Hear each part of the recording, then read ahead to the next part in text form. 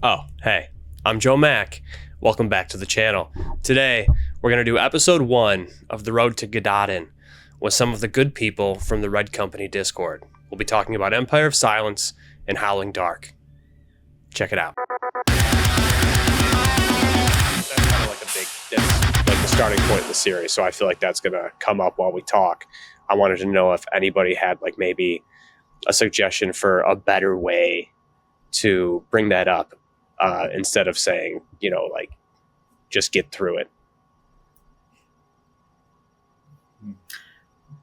I'll go first. I'll just say enjoy it.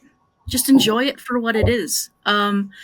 Most people who dive into Sun Eater for the first time love to, they've been hearing the comparisons with Red Rising, saying, oh, hey, if you like Red Rising, you'll absolutely love Sun Eater. Just go ahead and pick up Empire. And then people pick up Empire and it's nothing like Red Rising. So I would say enjoy it for what it is instead of just looking for those comparisons with a book that is very much not like it at all. It is its own beast. It's Empire is the first book. Just let it breathe. Let it stand on its own 2 feet. Yeah, I was one of those people that I went from reading the first 3 Red Rising books to Empire of Silence, and I was like, why did this book get recommended to me? I don't understand. And so I was very frustrated. I was like, I don't even know if I want to read the second book. And I'm glad I did, and I kept going. And I'm rereading it, Empire of Silence, now with my wife, and I'm really trying to push her. I'm like, please, let's just keep going, I promise.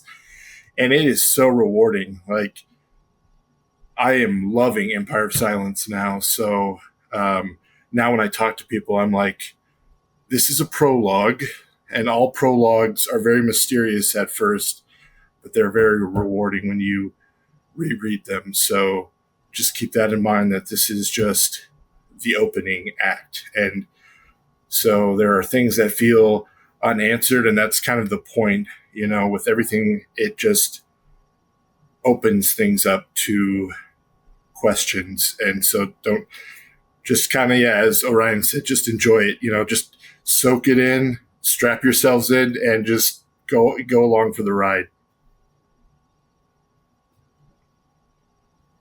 So let me give you my perspective on this, because I have read The Murdered Sun, which is the book Ruocchio originally sold, and then during the editing process, it sort of turned into Empire of Silence, right? Murdered Sun was published by Anderida as a special edition, and so it's like the worst version of Empire of Silence. And I've also read the Anderida version of Empire of Silence, which is the best version. It has some changes even compared to the Diamond edition, just typos as far as I know. But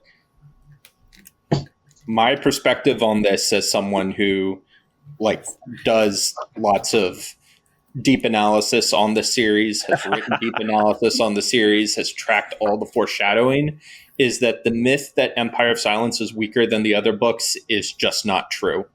I get that the start can feel very slow, but there are things that happen at the beginning of the book, in the first couple hundred pages, that I think are going to be critical for the end.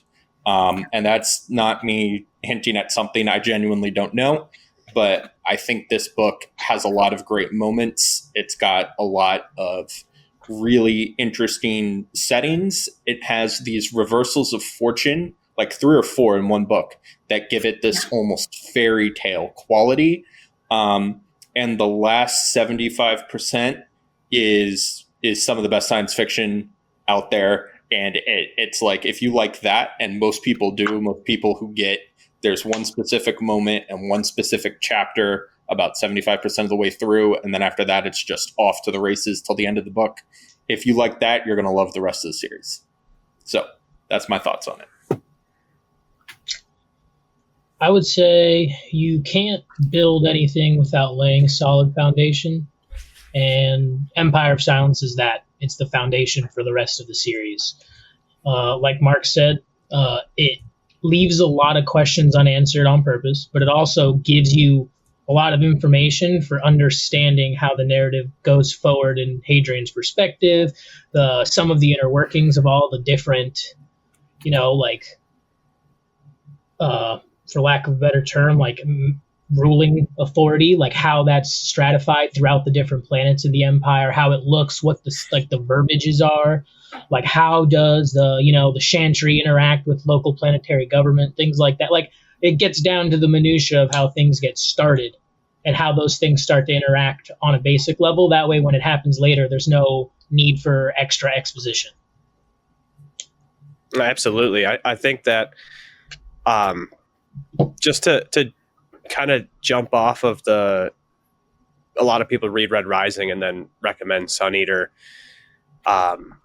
There is nothing that irks me more on the internet as like a base Sun Eater fan to see the amount of comparisons or the attempts at comparisons to Red Rising, because it is I know there have been videos that have been made of stop comparing them, which then even the statements that I'm making right now are about to compare it to Red Rising, but it is so exactly apples to oranges, right? Like these are both fruit. They're both kind of round, right? They both grow on trees. They both have seeds. You can definitely, if you want to, you can compare them. They both have male main characters. They're both sci-fi books. They both have space travel, right? I think both armor sets have the helmet that kind of like folds in on itself. They have cool weapons, but it's so much face value comparison making. I don't understand. They're both incredible series. I don't think anyone's I haven't seen any negative comments about Red Rising. Most of the content that I have consumed or the people who I have talked to have had nothing but good things to say about Red Rising. And I believe it. It's a great series. I'm all caught up. I'm looking forward to Red God. But these feel like I struggle so much to make the comparison. Sun Eater feels like Lord of the Rings in the sci-fi space, and I can't think of what to name Red Rising because it's so action driven and it's so fast paced. But like they're two totally different animals in the same woods, and it hurts me every time people try and compare them because, like you guys said, it sets them up to have a different expectation of what they're about to read. And the second that that's not met, I think it makes it worse than if you just went into it and this is a slow burn book. So yeah, it's something that it bothers me so much every time people online try and compare the two books, or if you see anything like that on there. So with that being said,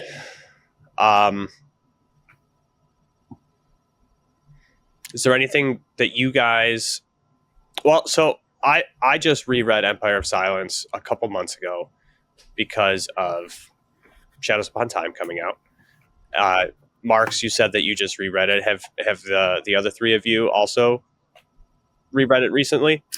Malrubius probably for the Andorida, and Doom you did as well?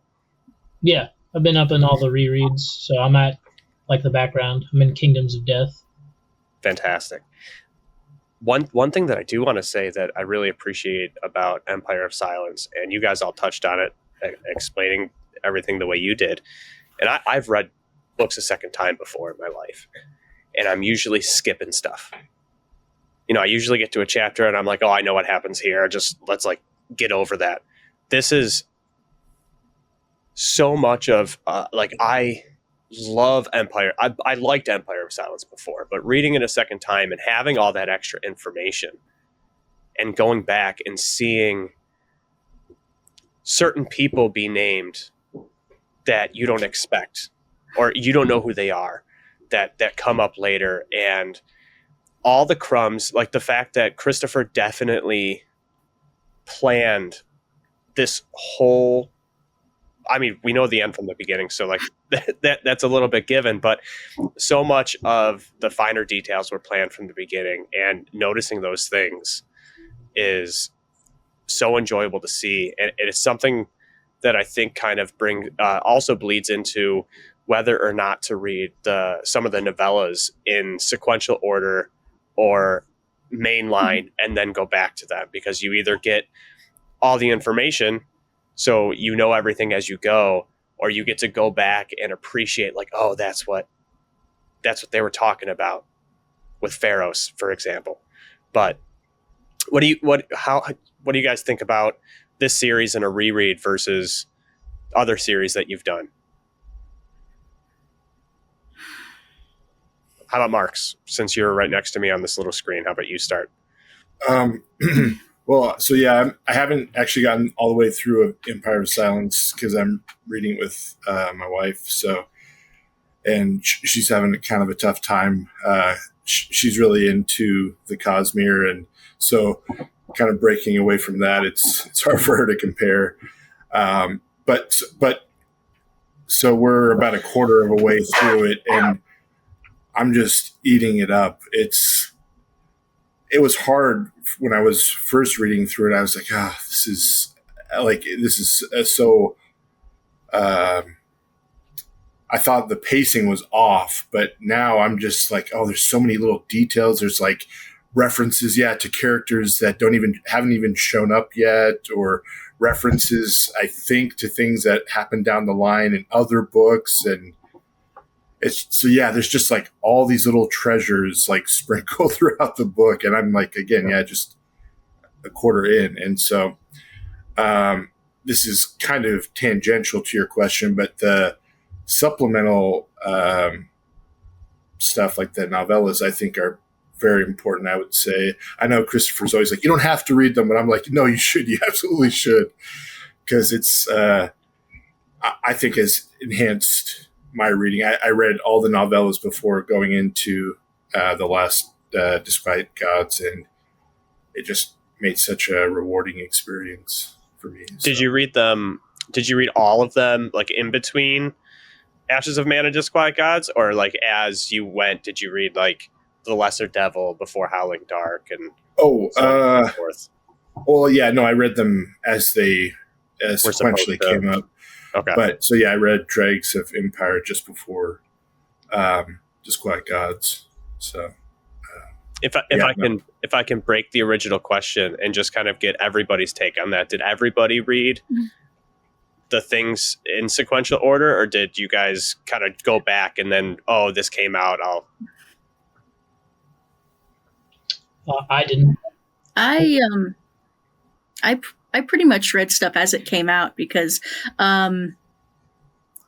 it's all Sun Eater. Like Hadrian doesn't tell his story in a straight line. He just kind of like bops around the place, and I don't expect us to read any of these stories in like a really like sequestered in a timeline like that. Like Sun Eater's not meant to be read from A to B. It's meant to be kind of experienced wherever on the timeline you are.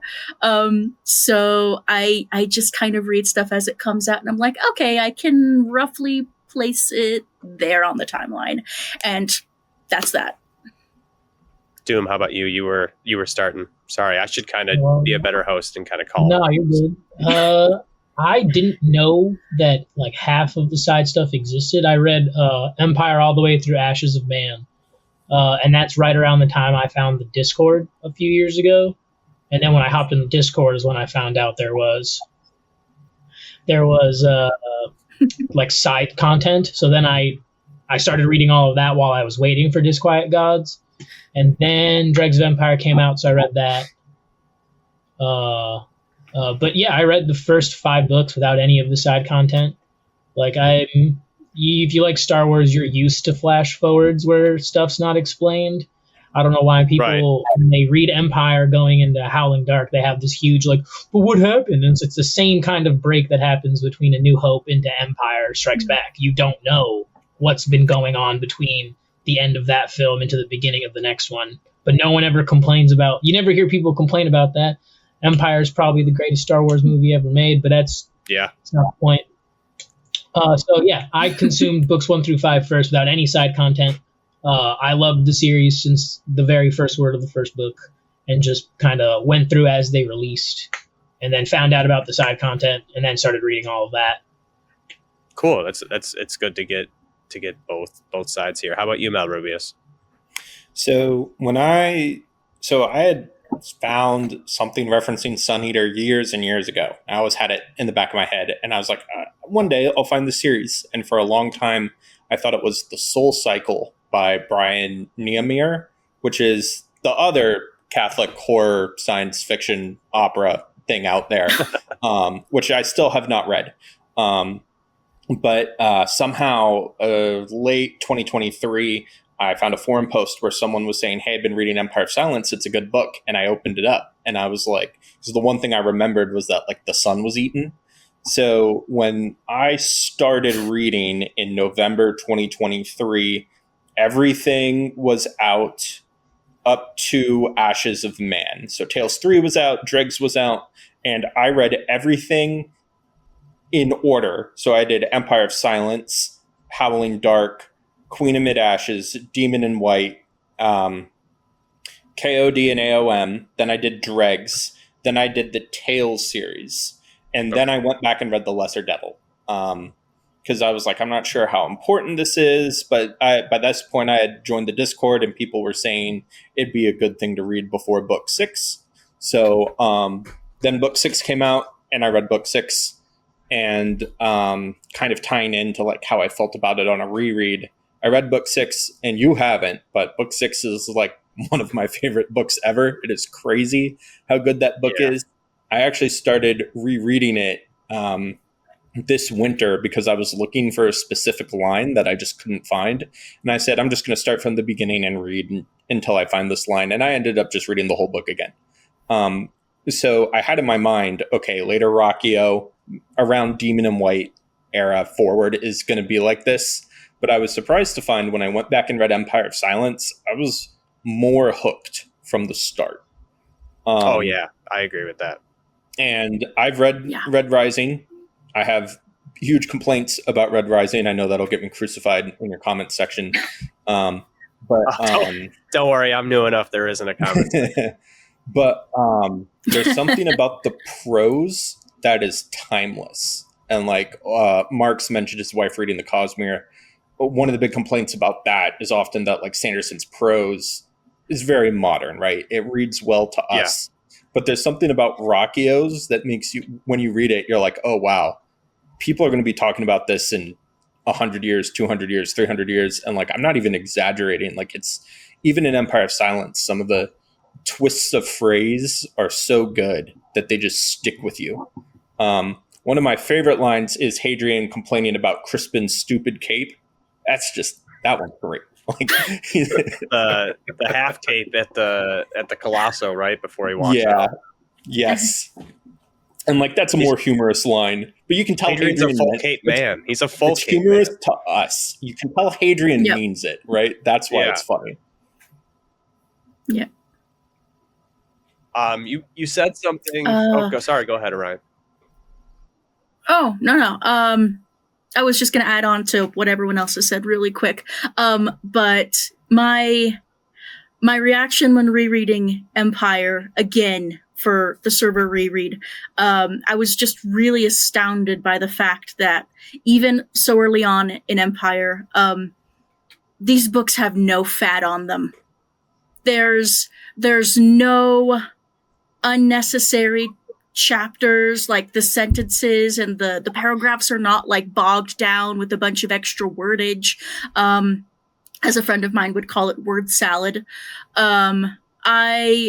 I'm just astounded, and people will tell you it's like, oh, these, especially the scenes on in earlier in the book on Imesh, people will say, oh, like he didn't need to add this chapter. This just feels redundant. This feels like he's just kind of like padding the book out for thickness. And I don't know, every single chapter feels like it accomplishes something. And you don't really like pick up on that when you're reading Empire for the first time, but on a reread, you're like, oh my gosh, this is a setup. This is a setup to this, and a setup to this, and a setup to this. And so every single chapter, the thing we learn about Hadrian throughout the series is that, like, he doesn't tell you anything for nothing. Like, Right. he doesn't mention something and then, like, kind of throw it away later. Like, every single thing that Hadrian says is important and it means something. And so the fact that, like, he as a writer, and by extension Christopher as a writer, you know, they've pared down so much to make us focus on every single little detail, and it's masterful. And I can't believe this is Christopher's first It's book. crazy. Well done. I think going off of what you said, that everything's purposeful and nothing's throwaway, and Mhm. attaching that to Yep. what Doom said about how some people complain about the way, and I'm not trying to jump right now to Howling Dark, but just to touch on it because it's relevant. But the way that people kind of complain about how Howling Dark begins, right? It's that 50-year time jump with the 12 waking years. And it's something I mentioned in a video earlier. It's Hadrian only tells you the stuff that's relevant. He's only telling you what brings his person from little baby Hadrian that we meet all the way to the Sun Eater, right? Like when he becomes who he's going to become, everything's relevant to that.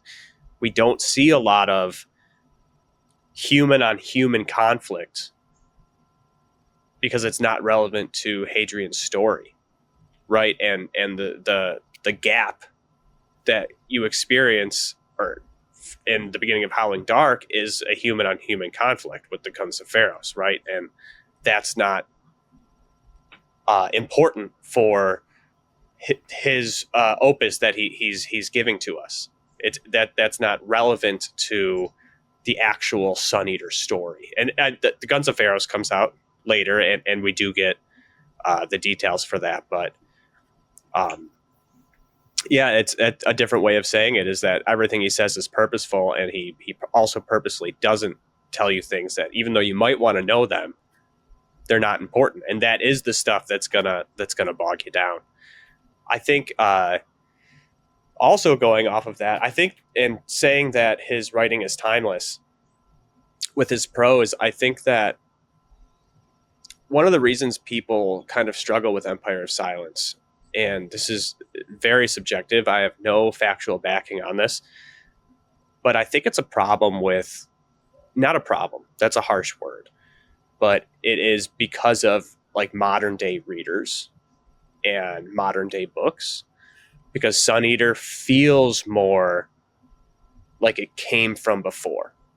Like when you find out that, especially because the last book's not out, when you find out the series is still being written, it's a little shocking. If you were to just pick it off the shelf and not go on the internet and find out about it and be told about it. And I think that the pacing shows on that. My comparison earlier to Lord of the Rings is that this is like an entire living universe, right? Like there is so much going on, and the way that Christopher and Hadrian put these words on the paper and reveal the information to us over 7 books, 4 Tales volumes, all the novellas, like everything that's there, it feels very like classic in a sense, even though it's happening right now. And I think that there is a way that like Sanderson and Brown and these other authors that are writing now write in a way to keep the modern day reader, to keep their attention, that it doesn't fully resonate with everybody, especially if you haven't gone back and read certain things from before. And I think that a lot of people read Lord of the Rings and like Lord of the Rings because they know that they should, because that's the only correct answer, really. You know, whether or not they actually had a good time, like they might just get through some of the stuff that they're like, who is Bombadil? Like, I've never heard of this guy, because they saw the movies. But it's all relevant, and it's so much wider than even in that trilogy plus The Hobbit. So in those 4 books, and I think that that's kind of like where Sun Eater fits, and everyone expects something different when they read it. Do you guys think it feels kind of like an older series? Do you think it's kind of I almost want to say I don't want to say higher level reading or like more difficulty reading, because I don't want to turn anyone off of it, but it does feel a little bit more like advanced level. So it's not just like, I'm sorry. Yeah. It's not. I can. All right. I'm done. Because I'll keep word vomiting. Well, there's another element to add here, which is that much like Gene Wolfe's Book of the New Sun and some other books that are out there, the Sun Eater book you are reading exists within Sun Eater, right? The universe. Right. This is a classical English translation of the books Hadrian wrote in Galistani on Colchis after he destroyed the sun. How he ended up there, what happened between destroying the sun, and how he got to Colchis. Open questions, right? But the first letter of Imra, which is the intro to the Diamond Edition, reveals this, and you can pick up on it in the book. So I don't think I'm spoiling anything here. This is a religious text in universe, right? This is Hadrian has people who are reading this and following him, worshiping him in some way, and are actively fighting with the chantry. And so keeping in the back of your head that this is a in-universe document, Hadrian is writing this for a reason, and that it's become this religious text with all this spiritual significance to people in the world. You should keep that in mind when you read the prose and when you read how this is structured, and when you get to something and you're like, why is Hadrian talking about this? Why is this relevant? Why is that relevant? And for one example of this, in Empire of Silence, Hadrian starts talking about how Augustine sees the present, the past, and the future, Saint Augustine. And that is very relevant for things that will come later in later books. Even though at the time you're like, why did he just go on this random philosophical ramble about this guy who in universe has been dead over 20,000 years, right? So I think a lot of people are just reading them as books, like you say, like pick up a Red Rising or a Cosmere book. These things do not possess further significance other than just being a story for you to read, whereas like Sun Eater does. And that can definitely change the context of a lot of parts of the book. Orion, I think you had something to add. I'll hop off of that. Yeah, no. First off, what you were saying about Sun Eater feeling intimidating. I've had so many people tell me, I just don't think I'm smart enough for this series. I just think this is way over my head. Christopher has said on many an occasion that Sun Eater is for people who like Sun Eater. Like, it's not meant to isolate you, to make you feel like an unintelligent person. If you like the themes of Sun Eater, you're going to like Sun Eater regardless. But to kind of jump off of that and my previous input, Hadrian doesn't add anything if it's not important. And with this feeling like an old text, Hadrian does a lot of wool gathering. Like Malrubius said, he'll just kind of like verbally go off on a tangent. And a lot of people think, oh, that's really boring. That's like, I don't want to hear what he has to think. I want to, see what he does, not what he thinks, not what he says. But just like the Scouring of the Shire in Lord of the Rings, Tolkien does a great job of telling us throughout the entire series, the beauty of the trees and the river and the woods and the people that live there and, the glory of ages of Middle-earth past. And Tolkien tells you these things so you care. And Hadrian is telling us, these things because he cares. And so I feel like not a lot of people these days, like you said, Joe, have They just want something quick. They want something digestible. They want it real fast. And so they're not used to the tone that Christopher and Hadrian are trying to convey. It's just like, hey, this is really important, and we're going to touch on this later. Just kind of put a pin in it. I want you to pay attention. You need to pay attention. It's vital that you pay attention. And so some people are not prepared for the person who's telling them a story going, hey, are you listening? Right. Marx or Doom, do you have anything to add? Or I think maybe we can move on to Howling Dark. Yeah, I would just add that it is unfortunate that a lot of people, I mean, I catch myself too, like sometimes I'm like, it's just easier to kind of just turn the brain off and like, oh, I mean, I do this with movies all the time. I just love a dumb movie. I love dumb movies. Like, and people will get annoyed with me. They're like, why do you watch these stupid movies? I'm like, I find entertainment value in just really dumb movies.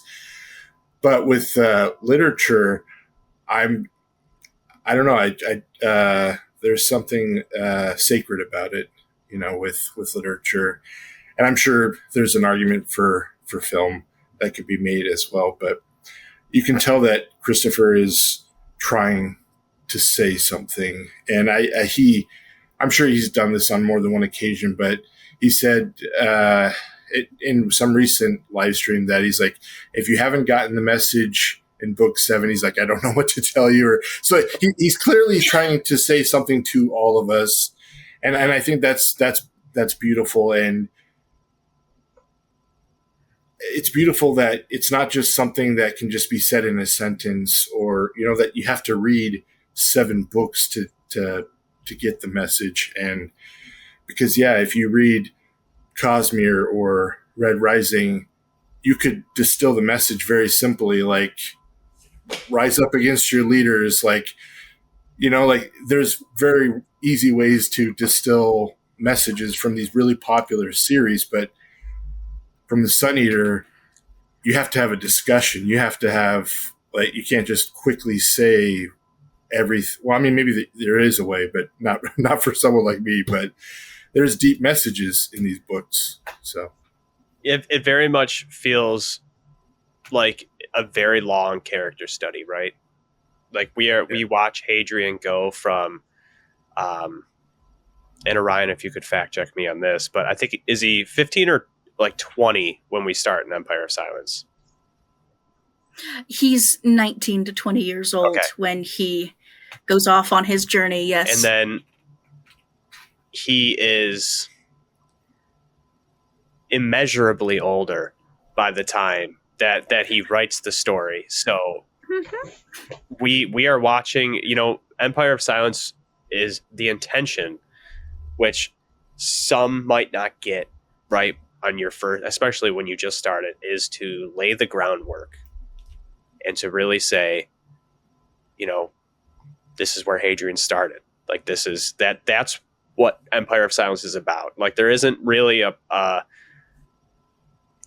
there is a plot, right? There's multiple things that happen throughout that book, and arcs that complete, but its main purpose is to show us where he started from as a person, right? Like, with his naivety and everything, and the things that he wanted, just like every young person wants the best for everybody. Okay, so Hadrian does say in Empire of Silence, I just checked the text. In chapter 59, he says he's lived over 1,500 years.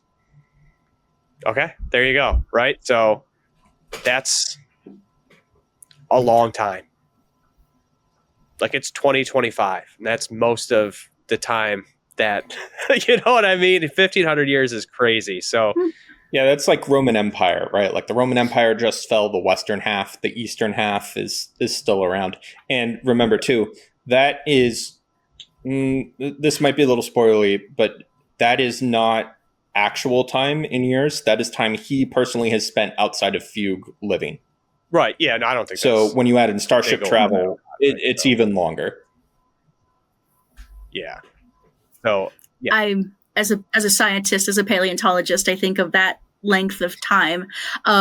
We like to think of evolution as being like this really quick thing, but it's actually quite slow and it loves to take its time. But in 1,500 years, a lot can happen. Species can start evolving, species can go extinct, a lot of outside stimuli can change environments drastically. And so I think of 1,500 years going, yeah, that's a lot of time. It's a lot of time for something to happen. I changed a lot from a lot of time for a single person to be alive. Oh yeah. I changed a lot from like 23 to 26. So I can't imagine, you know what I mean? Like there's a lot of growth throughout your 20s and stuff. Yeah. So I can't imagine all the things that, I mean, we know some of the things that he experiences that we won't talk about in this video, but our guy's been through it. So let's move on to Howling Dark, if that's okay with everyone. Do you mind, before we do, two other important things to talk about with Empire of Silence is Absolutely. language and how language is used as part of the story, and the Cielsen, right? Because you meet them first in Empire of Silence, and I think the key part of understanding Sun Eater is like what it was Hadrian trying to do, how did he interact with the Cielsen, and what happened, and then that sets up us going into Howling Dark. Okay, yeah. So language, everyone in Sun Eater has their own language. We only get a couple words in Galistani, which is an English-Indian hybrid. And the Solan Empire, even though we mostly see like English influenced, it apparently does have a good bit more Indian influence that we haven't seen yet on the page as explicitly. But the Jadians, who are like, they're sort of like... they split off from the Solan Empire. They're very Mediterranean, but they have their own culture. They have a language descended from Spanish and Arabic and Persian. The Lothriids, who are, very Russian influenced, they have a language that comes from Russia. The Tavrosi have a language based off of like Norwegian and Southeast Asian languages. And then the Cielsen have a language, which it's pointed out several times in the text that it's very unusual. Most alien species, and just setting the groundwork here, the Solan Empire expanded into the stars, and we basically found them empty. There were other sentient species out there, but there was no one in the stars until we met the Cielsen. And the Cielsen have a lot of the same things we do. They have starships, they have spacesuits, and they have language, which is very unusual. I believe Valka in Empire of Silence says it's only 1 out of 25 species that has something like grammar. So Hadrian speaks Cielsen fluently as a young boy, but he doesn't meet any fluent speakers in Cielsen until he gets to Emesh and he starts interacting with them. And he basically starts realizing right away that there are intricacies and parts of this language that he has not picked up on because he's basically only learned it from humans. And that failure to communicate between Uvenari, the captain that we meet at the end of Empire of Silence, and Hadrian, where they're both talking to each other, but they're not expressing the terms, the like deeper terms, the way they think about things, those are not coming across. So each party thinks they're saying one thing and it's being interpreted in a different way. And that is a very hard thing to pull off, especially as a first-time author, because it's so complex on so many levels. And then you have some Jadians there as well who occasionally say something in Jadian just to make it more confusing. But, going what you were saying earlier, like if you think you're too dumb for this book, just know early on when Hadrian is leaving Emesh, he hits his, sort of jock stud Chad type brother Crispin with a book. There you go. That's the message. Also, I will say, join the Discord. I think you find that it was Delos. When he left Delos, he hit his brother with a book. Not when he left Delos, he hit his brother with a book. But yeah, join the Discord where we love to explain these things to people. None of us are super geniuses. Maybe some people are, but like we're happy to sit and explain to anyone who wants to come in with these books with an open mind and learn to love them like we all have. I mean, we're all drunk the Kool-Aid, right? Like we're in deep. Yeah. Yeah. Oh yeah. Mm-hmm. Yep. All right, so let's move on to my favorite Sun Eater book, Howling Dark. Absolutely, yeah. Howling. I have my purchased Howling entirely Dark. by myself. Karn Sagara Nice. picture in the back. That one right there is 1 out of 150, and it's one of the best Ooh. things I own. Very nice. Very nice. So, Howling Dark. My favorite Sun Eater book, and I haven't read Disquiet Gods because I know that that's like kind of a game changer for a lot of people as far as what their favorite was up to that point. But as Doom mentioned earlier, the book, the way that it starts is controversial for some readers, right? The way that it has that time jump. And I think, as we touched on before, it's because of the relevancy to Hadrian and his relationships with people. We leave Empire of Silence with Hadrian ogling Valka.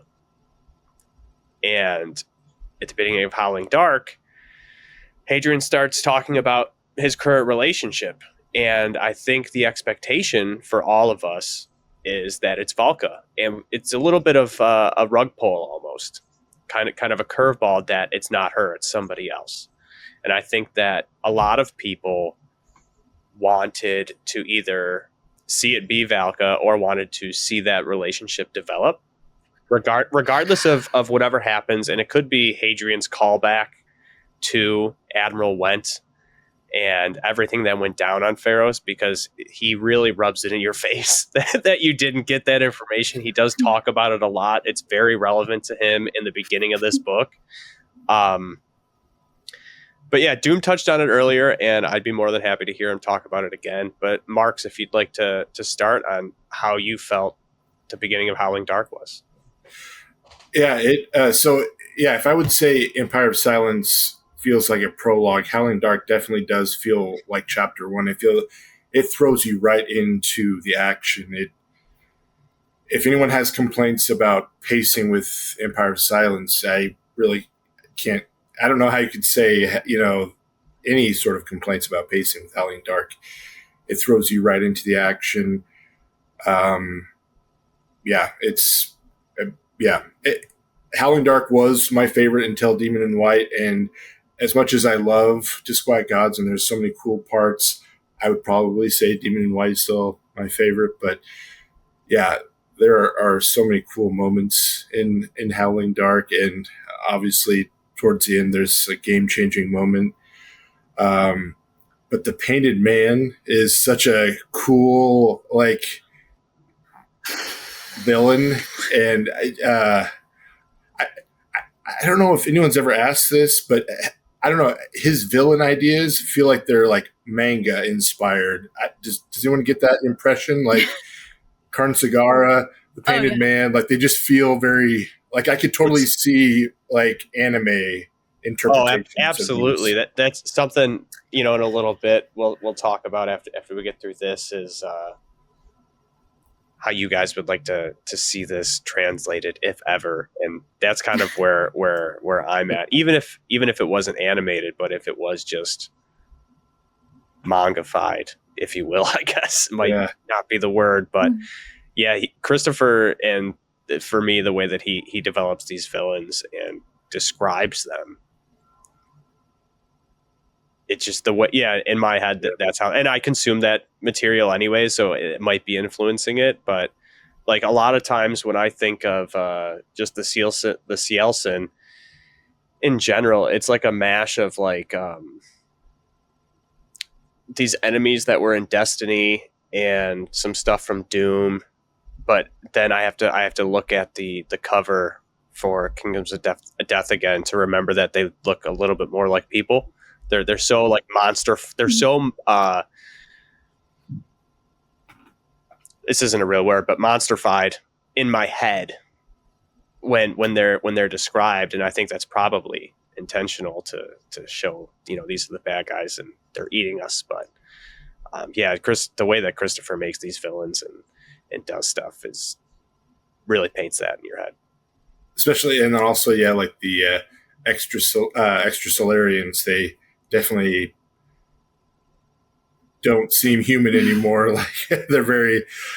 So before I got into Sun Eater, I didn't read a lot of fantasy. My wife got me into fantasy. I actually read a lot of horror. So going into Sun Eater, there are a lot of horror elements in Sun Eater. So I appreciate those moments where it's like, oh, that's terrifying, or that's vile. That's body horror right there. So, Oh yeah. yeah. Mhm. Doom, how do you feel about the beginning of Howling Dark? Like I said, it's pretty similar to the opening scene of Empire. It just drops you into what's going on at that moment, right? Like it's not it's not like a direct continuation from the end of New Hope to what happens in Empire. Everyone's calling the 3 people that randomly did shit in A New Hope. Now they're all called like, General Solo, General Skywalker. It's like now they have rank. They're doing things Right. that they're on missions, right?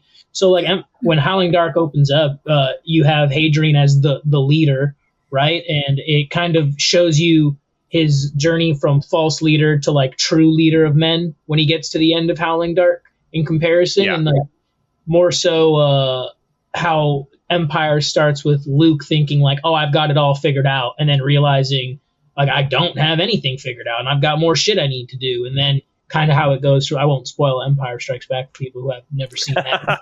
Prime. Go watch Empire Strikes Back, you mongrel. Sorry. Okay. But like I was saying, like the opening is just like any other, like Malrubius said with Timeless. I think the original trilogy is timeless. And I think I think Sun Eater is a series like out of time, right? You could throw the book into the future and people would read it and be like, wow, this is incredible. And I think you could throw it into the past, and people would read it and be like, yeah, this still tracks, like everything's still Absolutely. good. There's no like frame of reference that you would read this and be like, I don't think that, I mean, this is a personal opinion, obviously, that we probably all share, but there's no version of this. There's no time in which this series would be read and be like, what the fuck is this? Oh, sorry. Can we curse? Yeah, no. You are fine. But yeah, so like for me, it's more that it's more so that like when I read that criticism, like, well, like it's people that want the instant gratification. They want everything explained to them, right? And like some of the best things that you read and watch are things where the frame of reference starts narrow, and then there are layers that are slowly taken away so that you can have the whole picture. And every time a layer is removed, it gets recontextualized as to like what everything in the narrow frame meant until it gets wider and wider. And all of a sudden you have this interwoven, narrative that has all this complexity and nuance that you would lose if it was something like I've read the Cosmere. I like the Cosmere, but the Cosmere is a straight line, right? And then along that path, you get surprises, but nothing is, in my opinion, you get very little that recontextualizes. It's more so that like things are revealed that explain things that you didn't understand before. Right. And there are just some callbacks to things, whereas like things like Lord of the Rings or like Sun Eater, like Star Wars, you start to hear and see things that like, oh, this changes this changes this. Like this line could have been completely interpreted a different way. And that's one of my favorite things about Sun Eater. That's why Howling Dark's also my favorite book. Yeah. Orion, your turn. Well, I feel like the beginning of Howling Dark. If we're talking about both books this episode, Empire of Silence and Howling Dark, I feel, and this may or may not have been intentional, I don't know, at least to me, but I went back and I watched the movie recently, and it's just as good as I remember. I watched the first Matrix movie not too long ago. It's still so good. It's such a good movie. But it feels like Howling Dark is like the last 2/3 of the Matrix, where the first third of the Matrix feels like Empire, and the last 2/3 feels a bit like Howling Dark. Very much the, am I dead? Far from it. We can edit that out in post. I don't know. But I didn't know if you were going to get demonetized or anything. No, if we guys, I have 116 subscribers. You need 1,004. That's big numbers, man. That's big numbers. 1,000 subscribers and 4,000 watch hours. I have 48. So you need to worry about. We are in the Wild West over here. This is as free as it can Hell be. yeah. Oh man. Mel- Here there be dragons. Yeah, and to go off something that you mentioned earlier, Joe, Doom and I both share. We both heartily agree on this, and this is something that a lot of people complain about going into Empire and then into Howling Dark is Hadrian's relationship with Valka.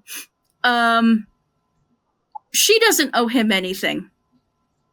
She doesn't owe him anything. She did not owe him anything when they first met in Empire, and she doesn't owe him a whole lot in Howling Dark.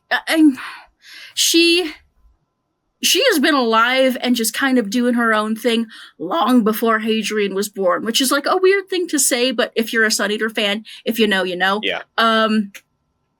She's been experiencing the greater galaxy. She was a soldier. She was an academic. She still is an academic. She's a total badass. And people expect her to roll over for Hadrian the minute they meet. And I'm like, it don't fly like that. Yeah. She is her own person.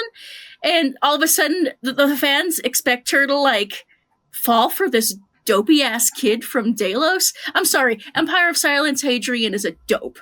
Oh, yeah, absolutely. We love him. He's a dope. Absolutely. Yeah. Absolutely. And so the amount of people who don't like Valka for the way that, you know, she holds herself or her beliefs or her morals, sometimes they clash with Hadrian's, but that's what makes them great together. Because if you have a friendship or a romance, any relationship built on just positivity, I don't know what to tell you. There's not a whole lot of realness happening there. And so Valka being willing to be real with Hadrian is so important. It's so important. And he dishes it back out to her. You know, it's not just him taking her abuse. You know, they're able to, you know, go at it together, which I think is great for two people. And so many people are just like, I don't like Valka because of the way she talks to Hadrian. I don't like her because she's opinionated. I don't like her because she's loud. I don't like her because she's, you know, she's, as Hadrian says, too many things. Right. Like she's too much like Valka and not like someone another type of reader would like to see paired with Hadrian, because he's the main character. Yeah. He needs someone who will support him no matter what. Oh, I'm sorry, but that's not how real world relationships work, and they feel real to me. I think the modern day I will step off my soapbox. No, you're fine. I think the modern day enjoyer of anything, movies, TV, books, what have you, and I think it's one of the reasons why Grimdark has gotten as popular as it is, and I swear this is going to make sense, is so many people see a path happening, or they know that there's a main character or there's a good versus evil thing, and so good's going to win, right? The main character is not going to die in this scene, no matter what the stakes are. The main character thinks that girl is pretty. They end up together. Like it's a lot of spoon feeding. It's a lot of common trails and common paths going through stuff. And the connection to Grimdark, and the reason why I think that got popular, is because it kind of took those stakes and flushed them down, or took those standards and flushed them down the toilet. Anyone can die at any time. Just because you're the main character doesn't mean you're even going to be here at the end of the book. Just because you're the good guy doesn't mean that good's going to prevail. And I think that is where a lot of people, at least in my opinion, where a lot of the frustration comes from, is that's the biggest curveball you get in the beginning of this book, right? Is you miss some time. Stuff happened that, you know, gave people weapons and ships and titles. And Hadrian's in a relationship, and the last time we saw him, him and this woman, this child and this woman were starting to develop and starting to hit it off, right? And so if you add, because I can't remember how soon they tell you the 50 years, 12 years thing. It's not too long into the book, because he's just getting out of few. It's literally chapter Yeah. 1. Yeah. So and you're told this much time's passed, right? And relationships kind of, especially in 2025, you probably know everything about somebody in a couple days thanks to texting and instant gratification. So I think that everyone just kind of expects that to happen, and that's the first time Christopher says this is not just going to go the way you think. I told you how the book ends on page 1. Right. And we'll get to like one of the bigger moments later, I'm sure, here in a little bit, but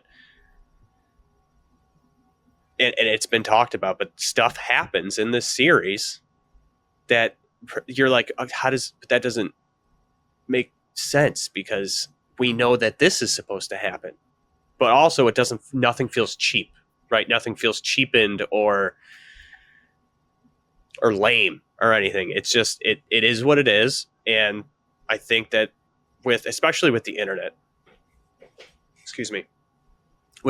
and so we have to see everyone's opinion and hear everyone's opinion. And most of the people who speak out are the people who are frustrated with something. So that's my take, at least, on what it is. And I want to give Malrubius a shot here to also talk about the beginning, because I jumped back in and took a second serving before everyone got a chance to go at least once. But it's your turn, buddy. So I read a lot of science fiction and fantasy. The opening of this didn't really surprise me. I sort of enjoyed the time jump.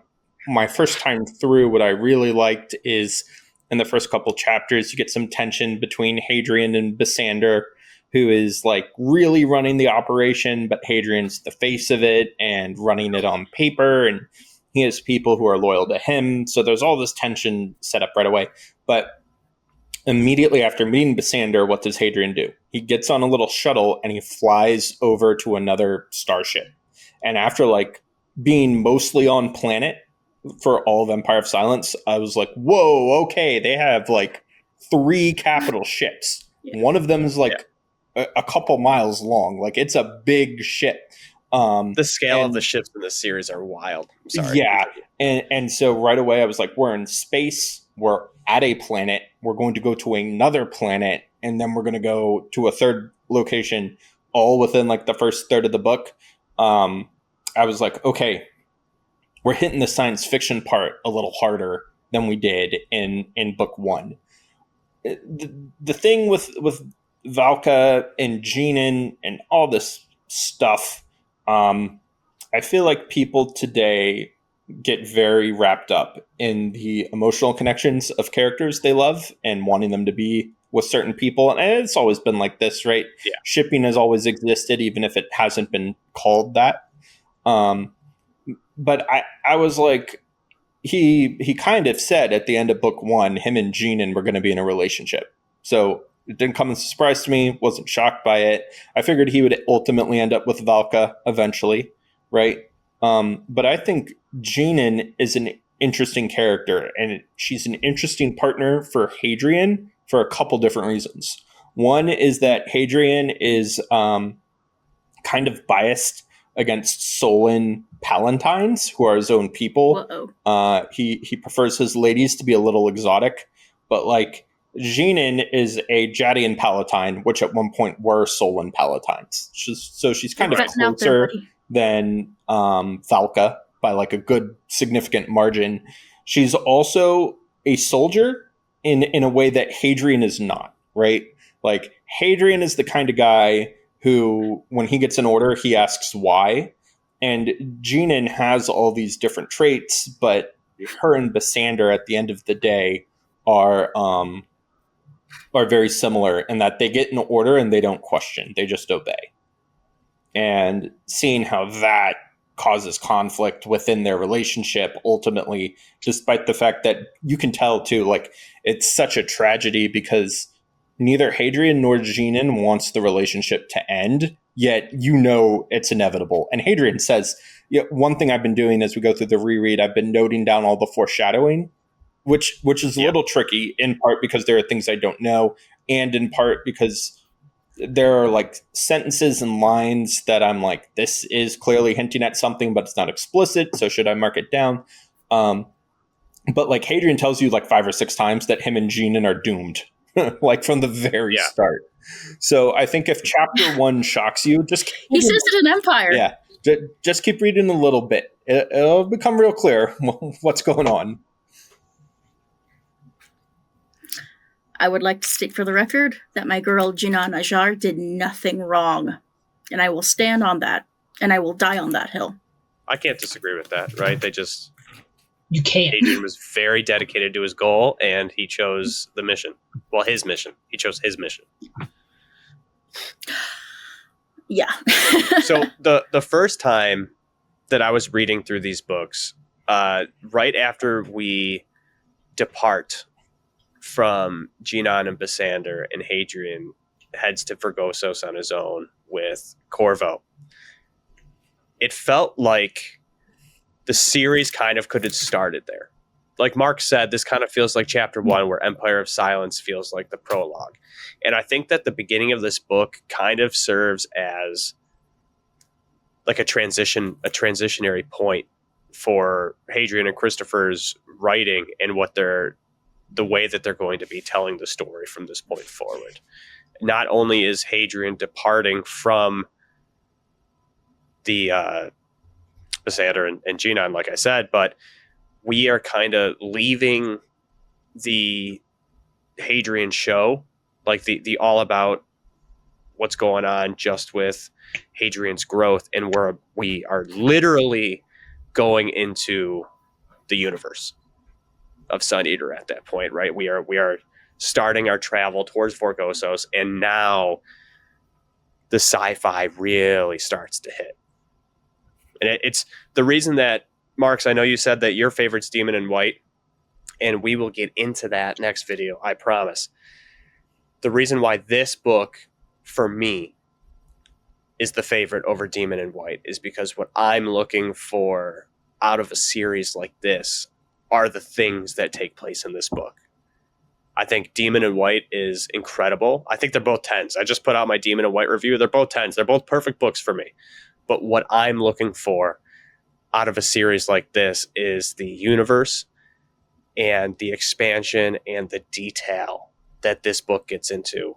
When we get on that Sojourner, and it's like massive. It's do we know is it 12 miles long? Do we know how big the Sojourner is? Oh no, the Sojourners can let me run. check. Let me see if I can find it. Go ahead. Yeah. While he looks that up. Yeah, I think they run from like 12 onward. Yeah, that is crazy.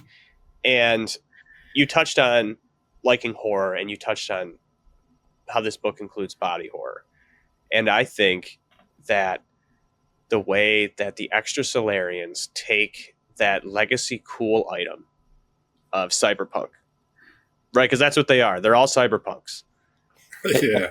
I found like, it. Do you want to know how big it is? Yeah. Perhaps 100 miles from end to end. That is from 12. the text. What am I thinking? Oh my God. This thing's Wow. right. Like the scale is out of control. I can definitely tell I'm not feeling well because my fact-checking skills are not on par tonight. Holy crap. We take this super cool thing that everyone's played Cyberpunk 2077 and all this stuff's going on, and Cyberpunk Edge Runners and all this stuff, and that's just cool. It's awesome. People talk about doing it nowadays. You got certain people trying to implement that, whether you like them or not, or what they're doing in modern day, and it's turned into this terrifying body horror in this series, right? Like, even the only person who is not subject to Hadrian and his prejudice against these items, and it takes a little bit, is Valka. And I feel like every time Hadrian hates on the things that the Extrasolarians do, we always get like that sentence at the end, right? But not Valka and her neural ace. Like that's totally cool. That's totally fine. But these guys, this is crazy. And they obviously it gets wild the deeper that you get. But it's been very interesting to me that Christopher was able to take something that's supposed to, in modern day, be so cool, and get me as the reader, and it might be different for you guys, but I was right there with Hadrian, picturing these things as grotesque. Instead of having swords that come out of my arms or something sick, it was like it was scary to see.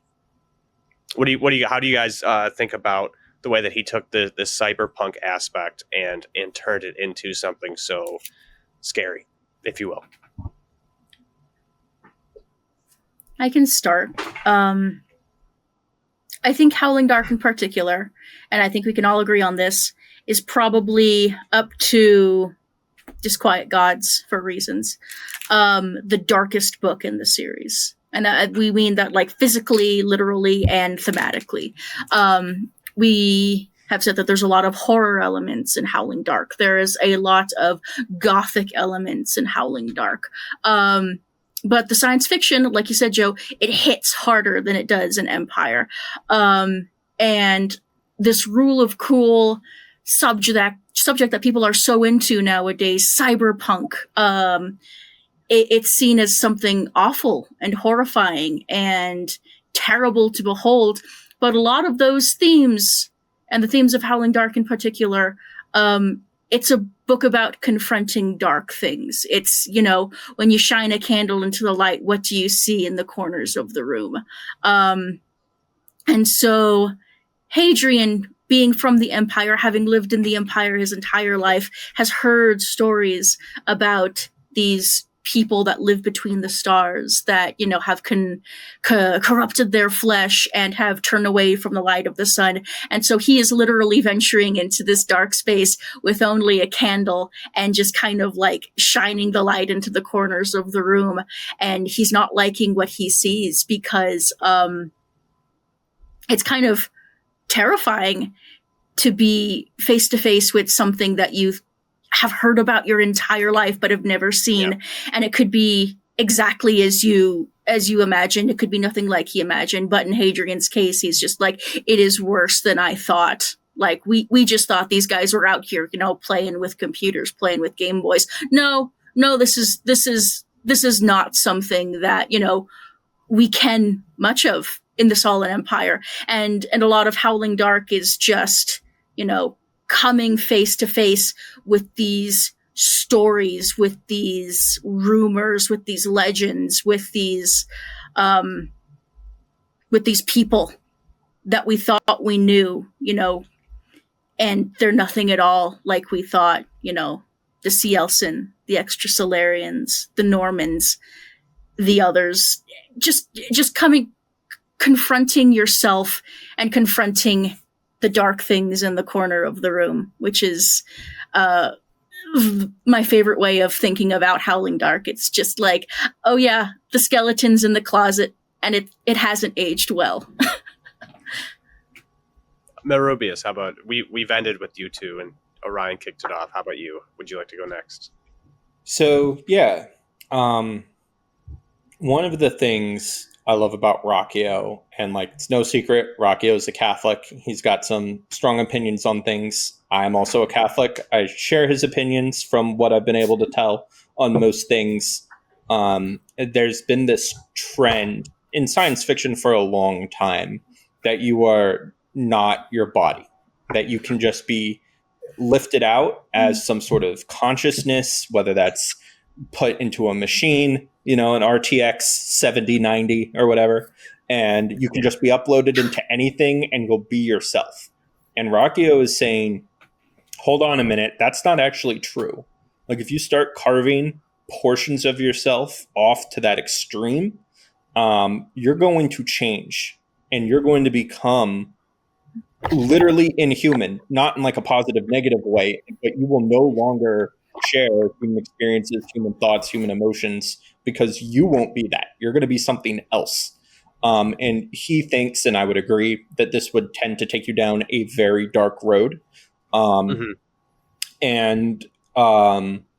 we see that the people who do this to themselves, whatever strengths they gain, it comes with a lot of weaknesses as well. And like Sun Eater as a whole is a series about trade-offs. You get two bad decisions presented to you, and you have to pick the lesser of the two evils, right? That's pretty much Hadrian's entire journey. Sometimes I agree with him, sometimes I don't. That's what makes him such a fascinating character to read. But like the people in this universe who've decided to trade essentially their soul for immortality, it comes at a significant cost.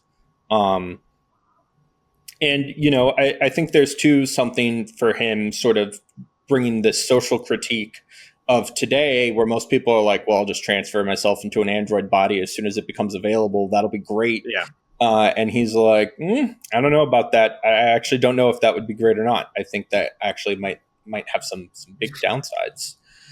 But, you know, there's not all the extras are portrayed as evil. And Ruocchio has said in his live streams that like extra Solarian leaders, he probably wouldn't get along with. An extra Solarian peasant, you know, he might be able to find a bit more common ground with, even if they had transformed themselves significantly. Right. You know, the first sort of real extra we meet, one of the Exalted who comes aboard their ship to dock them with the Enigma of Hours, is described as having a childlike voice. And like none of them know, is this a child or is this some sort of ancient creature hundreds or thousands of years old that's just speaking with the voice of a child for a reason maybe we can't even understand. And like that's horror these days. A lot of times it's just gore. And a lot of times when they say psychological horror, what they mean is we shook the camera really fast when like something appeared on screen. But I think true horror is like not understanding why someone did something. And there's so much of that in Howling Dark. Doom, how about you, Bubba? I mean, like Orion was saying, you grow up hearing tales of the boogeyman, and then Hadrian goes out and he's like, yeah, I'm going to go find the planet of boogeymen. Like, you know, like, what do you expect, him to do when he starts seeing all these things he was warned about as a kid, where it's like, oh, there are people out in space that ply the dark between stars on their massive starships and cut off limbs and different parts of themselves. And, you know, and then when Hadrian sees him, he's like, oh, what the fuck? Like, what is that? You know, like, hearing about the boogeyman and then being confronted with the boogeyman are two different realities, right? Like, your imagination can only make things with your own frame of reference, and then when you come face to face with the thing that's supposed to terrify you and it does, it's like, okay, I get it. Like, it's coming face to face with something you didn't even know to fear, right? Yeah. Hadrian, with his initial prejudice, which is another criticism people get, that like against Hadrian, it's like, if you grew up your whole life with someone telling you this is bad, then you meet people that are doing that, you'd be like, oh, no, that's bad. And then as your frame of reference and your perspective changes, all of a sudden it's like, oh, okay, not everyone who does this thing is bad, right? And not everyone who falls under this umbrella term extra Solarian is like, they're not a blanket. They're not an all-encompassing species or people, right? It's just a group. And they tell us that too, right? There are no extra Solarians. The term the Solons invented to be like, they're not like us, they're scary, and we control information on our planets through the, you know, because they don't allow most people access to advanced technology. So it's like, these people just know to fear this thing that is different from them. And then Hadrian's now among them. And of course, his initial reaction is like, oh, what the fuck? You know, like, oh, this is horrifying. Not the girl I'm into. She's okay. Everything's fine there. Yeah. But like everybody else, that's weird. You know, and as he goes on, it kind of like goes away, right? He's like, oh, okay, whatever, I don't care. And I don't know. I understand why Hadrian has prejudice at first, and then how it's slowly, you know, with Valka having the kind of modifications, and like how he goes on through the book where it becomes less and less, right? And it's more priming him anything to meet the literal boogeyman. Yeah.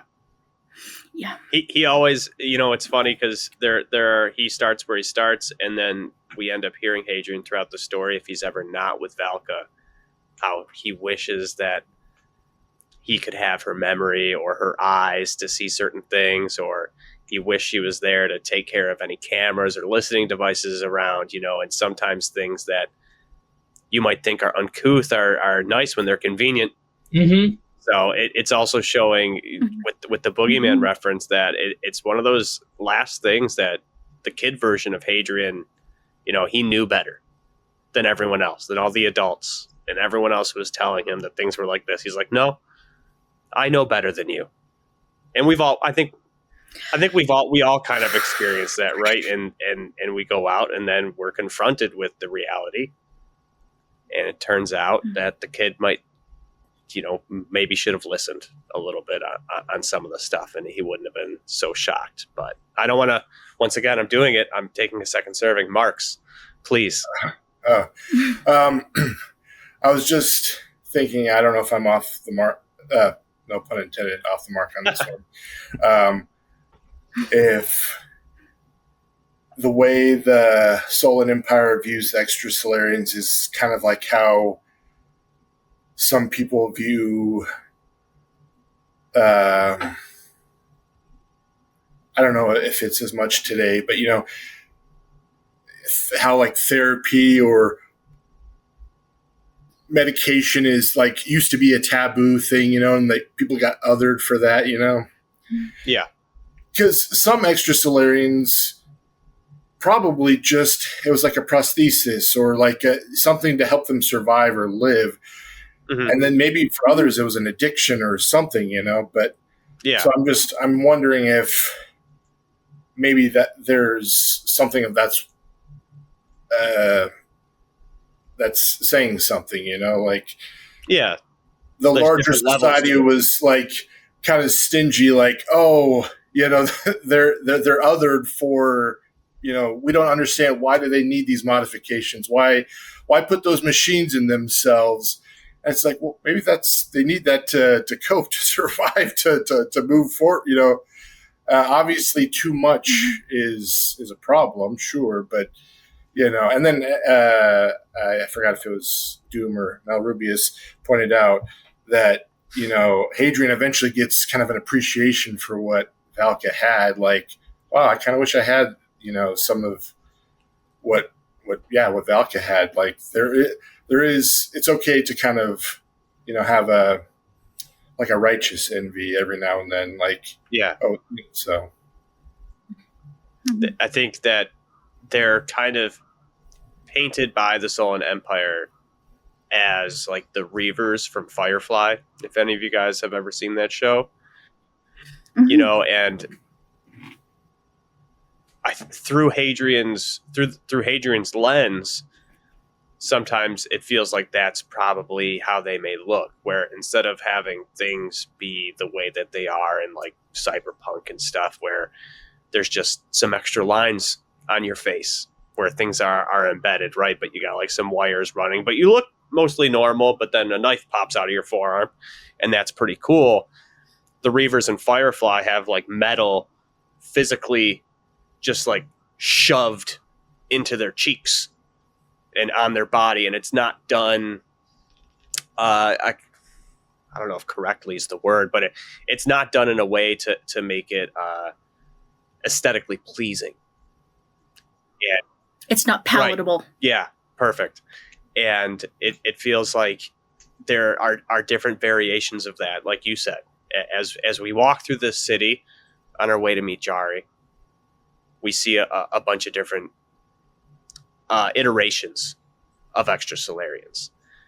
And I mean, my favorite Extrasolarian that isn't Karn Sagara is Calvert. The way that he the way that he is described,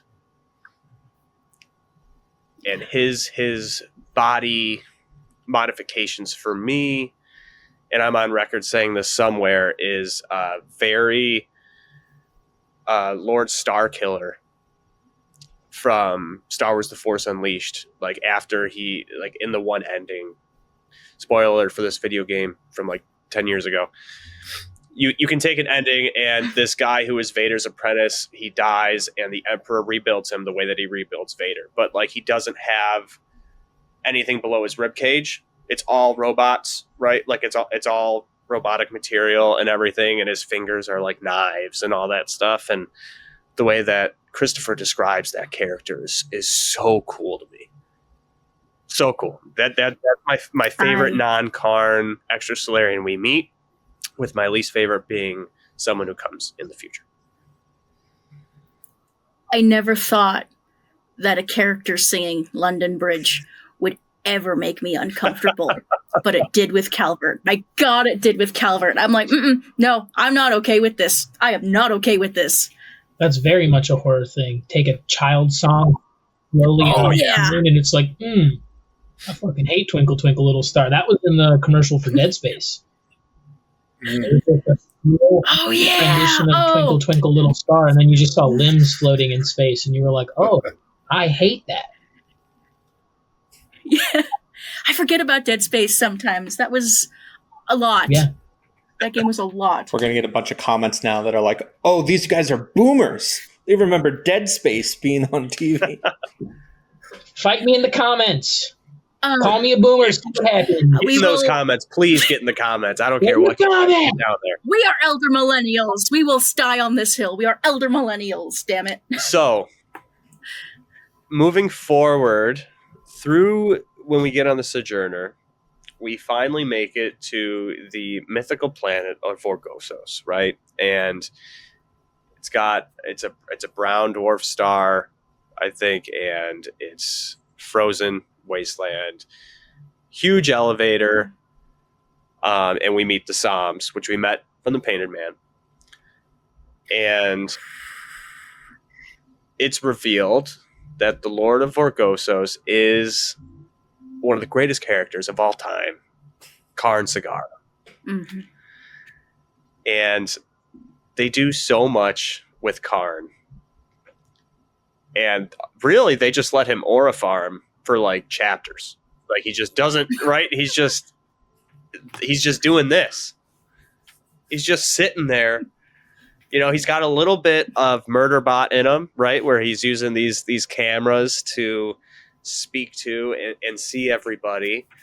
He's been alive for at least 15,000 years. Is it 15 or 12? Somewhere around there. That sounds familiar. Yeah. 15 feels right when I say it. It's in the Thou. It's Thou. And yeah. So for other reference, we previously established that old Hadrian's 1500, so that's 10%, and Calvert is 3,000 years old, I believe. So that's 1/5 of the life of, that's quick math. That's 1/5 of the life of Karn Sagara, and I think he's the oldest character we meet besides Karn is Calvert. I haven't read Disquiet Gods, but like for these two books for sure, and besides Brethren. I don't know what that was, but it was hilarious. Tell me. Yeah. I want to do some Karn, and then we'll jump into Brethren. Because they each deserve their time here, but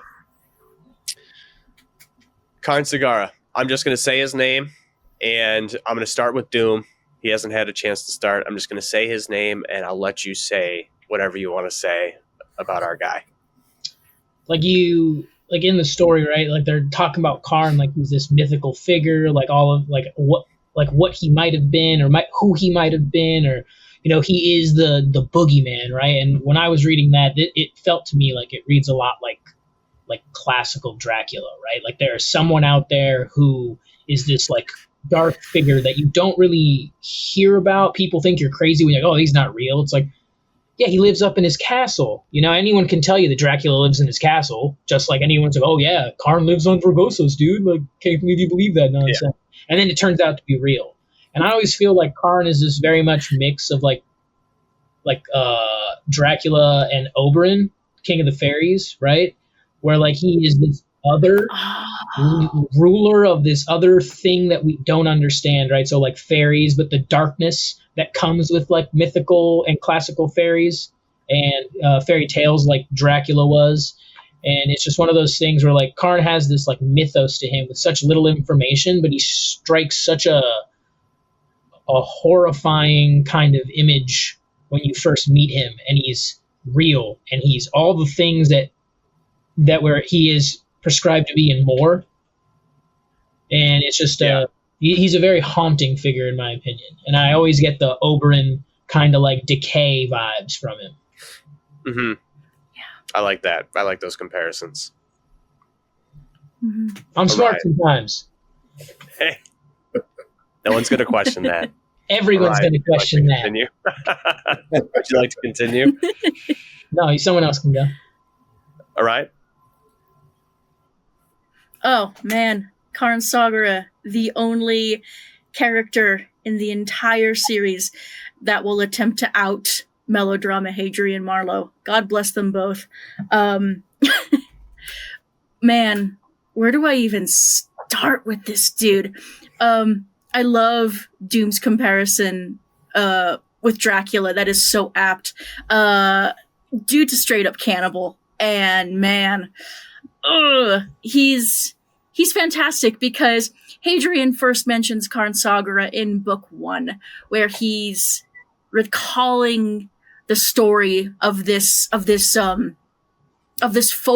hero, I suppose. This larger than life individual who was, the son of a city of poets who said, those who do not use swords can still die upon them. So he decided to become a warrior, and that decision evidently saved his life because his city burned and his people were enslaved. And it said that he fought the Extrasolarians and became their leader and, took control of Vorgossos. And it's to this day that he still rules. And so he's thought of as this mythical, larger than life, ruler of men, a leader, someone who is, who inspires people to do great things, not necessarily like, enslave a race of half machine, half human individuals, but, to each their own. But Hadrian meets them, and he is desiccated and alone and silent, and Vorgossos is the perfect place for Karn Sagara to lurk because it is a dead planet and he is a dead lord, and he rules over a kingdom of decay and cannibalism, and he is just the perfect villain for this. I'm not saying he's like the ultimate villain of Sun Eater, but he is just, as a character, one of the greatest pillars of not necessarily evil, but decay. Yeah. He is like the great lord of decay. And I feel like for Hadrian, who is so dynamic and so full of vim, and he's so steadfast in his beliefs and his his need to do something about the war. I need to do something, otherwise it's not going to get done. I need to find Vorgossos. I need to speak with Karn Sagara. And Karn is silent. And Hadrian's like, I need you to help me. And Karn's like, why would I help you? Why in all of my time as Lord of Vorgossos would I help you? How old are you? 35? And he brings this up like he mocks Hadrian because of his age. He's just like, I'm sorry, I've been Lord of Vorgossos how long? And you are 35? I don't think you can convince me to change my ways. But Karn, man, ooh, that first introduction of him sitting on his throne, there's a reason I had to get this print right here. That is actually the image that got me interested in Sun Eater in the first place. I went into a Barnes & Noble in 2020, saw that book on the shelves, and went, man, I need to know how this story goes down. I need to know what kind of world exists where that is a thing. Absolutely. And so, Karn Sagara, what can we say about him that hasn't been said already? He is insane. He's a cannibal, and he's one of the coolest characters that's ever been written. So I will get off my soapbox. Marx, let's jump up to you. Why don't we? Do you have anything to say or add? I would say, yeah, he's very much he's very much an anti-Hadrian in a lot of ways. They mirror each other very well. I think I don't remember who said it, that they very much can very out melodrama each other. Yeah. So yeah, it'd be interesting to see like his family lineage, Sagara's, to see if there's any like Marlowe bloodline in there at all. But the fact that Karn has such he just rejects the idea of death, and death is such a theme throughout this whole series, and we'll have to Kingdoms of it, even. What was that? It's like kingdoms of death, even. Even, yeah. We'll have to revisit this topic, but later. But yeah, no, Karn just refuses to accept that death happens, whereas Hadrian has to face it time and time again. So, but yeah, no, Karn is, absolutely a fascinating villain. I could even I would love to see more of him, but I'm kind of glad we don't. We get him just enough, I think. So it really does feel like the perfect dose. Like the information that we receive, especially at this point in the series about Karn, does feel like just enough to paint the correct picture, to give him that mystery and the imposing figure that he is. It does feel like Christopher really did nail it with how much Karn is enough Karn. Yeah, like I didn't know this, but when the second Beetlejuice movie came out, everyone's like, Beetlejuice is barely in it, but I guess Beetlejuice was only in the first one like 15 minutes. But it was perfect. Like he was in it just the right amount. Like it didn't feel like he was barely in the movie. And so same thing with Karn Sagara. He feels like he just dominates. He's like he's just hanging over the whole book. Like you feel like he's there the whole time, just overshadowing the whole thing. So Malrubius. You say Karn Sagara's name 3 times, and you summon him. So, obviously, I agree with everything that's been said here. Karn Sagara, great villain, great character, has tons of charisma and on-screen presence. But one thing that hasn't been brought up is that Sun Eater exists in our future. And Karn originally was born much closer to our time than any of the other characters. And so what that means is a lot of the things he does are like intentional pop culture references. Like, what is he wearing in that photo that's in the background? He's wearing yellow. He's making a intentional king in yellow reference in classical literature. He's setting himself up on purpose as this, Lovecraftian-esque horror. He's beyond base humanity, right? He's just beyond. He's beyond it. And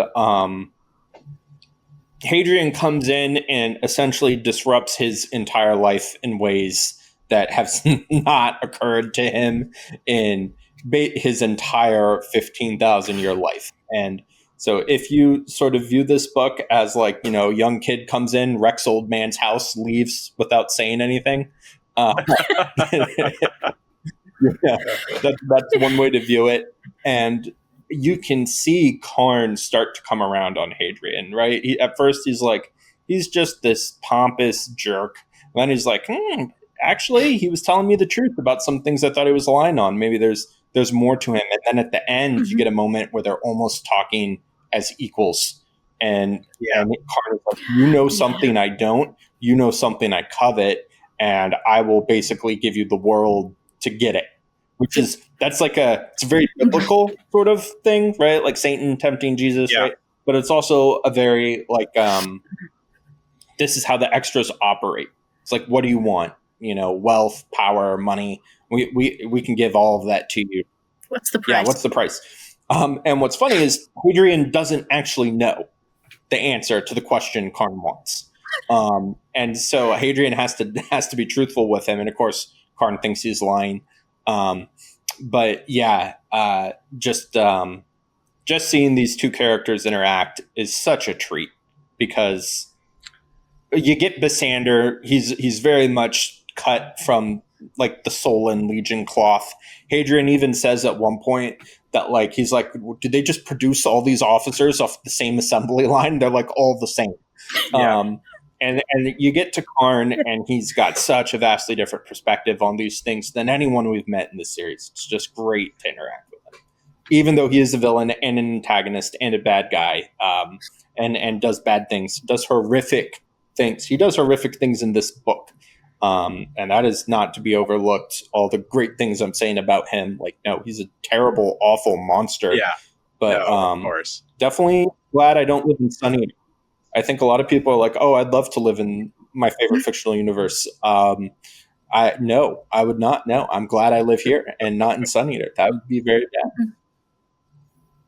I do. I like that you referenced how the end, or the latter time that Hadrian and Karn speak, and I like that added dynamic to Karn's character, right? That he's able to recognize, especially before they talk, after Suzuha comes to, and he uses his psalms to help the humans, right? Even though he was never really on their side the whole time, but that he, at 15,000 years old, as the Lord of Vorgossos and the top dog for the extrasolarians that don't exist, there are no extrasolarians, but you get my meaning, that he can still be grateful, right? Like he did recognize that Hadrian did do something for him,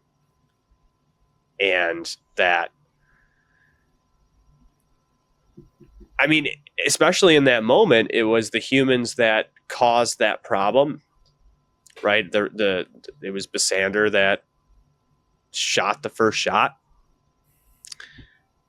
but Hadrian saved the children, and so Karn paid that back in kind. And to see that dynamic to his character, I think, makes him even more interesting, because he's not like the way that the Cielsen are, right? Where they are just evil incarnate. From our perspective, they eat us. I guess I can't really say their motivations, because that's revealed later, but they're so antithetical to everything that we want, or the quiet, et cetera, wants to deal with, that it really just does boil down to, when it's Hadrian versus the Cielsen, and it's good versus evil at the end of the day. And Karn is not good. He's just like 99% bad. Like he has enough humanity left in him to say thanks, is all I'm getting at, right? And I thought that was a nice touch to add that to his character, because Hadrian could have just woke up and it could have been done with, Christopher could have wrote all those pieces a lot of different ways, but to make the deliberate choice to say, like,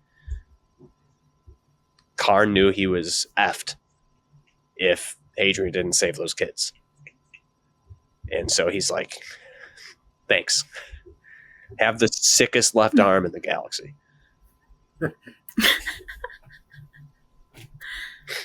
Sorry, I have to leave a little early, if that's okay. I get a pregnant wife that's hungry, so I gotta leave. No, it's no problem. So, we're running.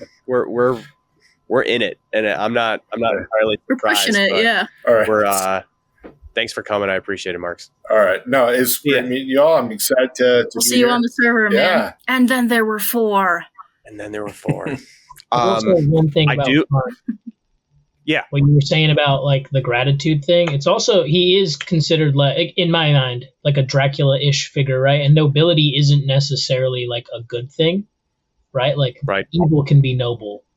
So it's like, it's more, I wouldn't say it was gratitude. It was more like Karn is this prideful, noble figure who doesn't want to owe Hadrian anything, right? He doesn't want to be in someone's power. That's like one of his main external motivations, right? He wants to be the king. He wants to be it. So to be Right. in, He yeah, wants to be topped off to all owe the time. someone who you consider like beneath you, probably probably something that he feels he has to rectify immediately, where he can't be under Okay. someone's power. That's just my I counter. never. Not that I'm correct. No, Yeah. I looked at it face value. Right. I've only read this book 2 times. You know, the first time back in 2021 or 2020. I don't know. I have the Amazon receipt somewhere, but a long time ago. I just read it for the second time now. So I that is a very good point to bring up, and not something that I thought about. I think that regardless of what it is, and more than likely it's what you said, because I've learned a lot more about the amount of effort that Christopher put into every word that he chose in these stories. So that is probably the case to not be indebted to anybody. I still think that the dynamic that it shows his character, that he's, because he had him on his table, right? Mm-hmm. The other way to not be indebted to Hadrian Marlowe at that time is for there to be no Hadrian Marlowe. Well, can we talk about that actually for just like the climax? So Hadrian gets his head cut off, and he sees this first in a vision with brethren, which gives us a whole bunch of other scenes that come into the series a little bit disconnected, so it's not clear immediately how relevant everything is. Even now, at the end of book 6, there's still some stuff in there that made me go, on a reread. Yeah, but like Hadrian this gets is what I was moniker, talking about when I referenced like names earlier. Hadrian gets this moniker, the half mortal, right? And you know, there are soldiers there whose cameras record his head being cut off, and then they see him back walking around moments later. So Karn is not exactly sure what would happen if he killed Hadrian. No one is, right? This is why he's the half mortal. Okay. Like, okay, he died once and came back. Whoa, what can he be killed? Like, will he come back if we kill him again? Very open question. So I understand Karn's hesitancy there, especially when Hadrian has this knowledge of coming back to life that Karn so intimately desires. It's like, well, right, you know, what if I kill him and he comes back? Now he's mad. Now he's not going to tell me, and I can't get rid of him, right? Like, right. But I think was it Marx? I think at the start was talking a little bit about how like people are so used to reading first person perspectives where there's no shocks, no twists, no turns. I really have to praise Ruocchio for having Hadrian die in book 2. And it's like, wait a minute, this is a first person memoir. Like, what do you mean the main character just got his head cut off? Like, how does this work? Yeah. Like, this doesn't happen, you know? This can't happen because he's telling the story, and then it does, and he comes back, and Hadrian's like, I don't really understand it myself. And it's a big question of the series. I think a lesser author would have been like, I don't trust my readers here to just go with this. I'm going to put in a bunch of explanation now. But I really want to give a lot of praise to Ruocchio for just letting the mysterious happen. Not just with this moment. So many things in these books. He just lets mysterious things happen, and he just trusts that we will figure it out.